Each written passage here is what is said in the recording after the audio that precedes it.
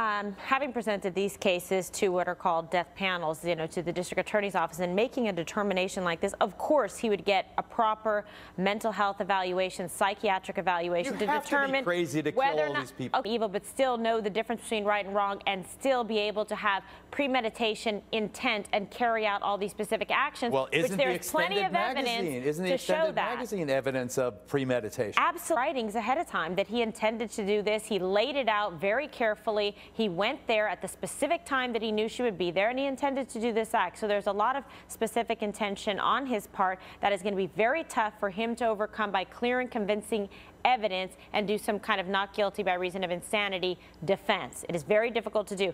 That being the case, of course, if he's able to prove to the courts and to the prosecutors that he in fact didn't understand what he was doing and he was compelled, as Candace said, then obviously he's not going to get the death penalty. But unless and until he does that, then he is death penalty eligible. And it's not as simplistic as you're making it sound, like if he didn't have access to the gun, this wouldn't have happened. That's not the case. I do think people dropped the ball in terms of the school officials, sheriff's department. People should have done the right thing by filing complaint against him. They can cash in on it. I mean, see, they cash it in. That's what happens. Cashing in. Now their story is 50-cent scam went down. Here's Kimberly.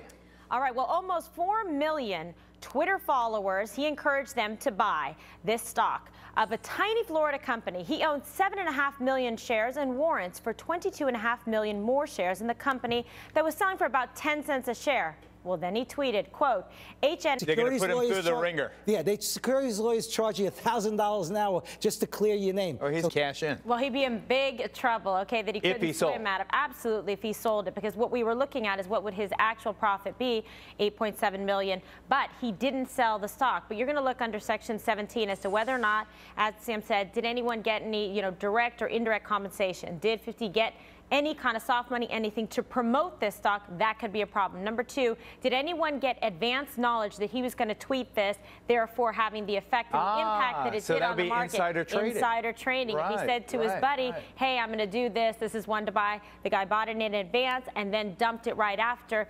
He went ahead and did that tweet. Then they're in trouble. I would now, he may beat a criminal charge, but 50 Cent, who went through a hard time as a, and now 9 lives, and now he's got, even if they feel you don't cooperate with an investigation, you make any kind of false statement, you're straight to the feds, sewing ponchos like Martha Stewart. I mean, it's really serious. Or making license plates, Sam? Punch and play. Let's put this with this, all the guy. messages and the tweets afterwards. 50 Cent is in trying to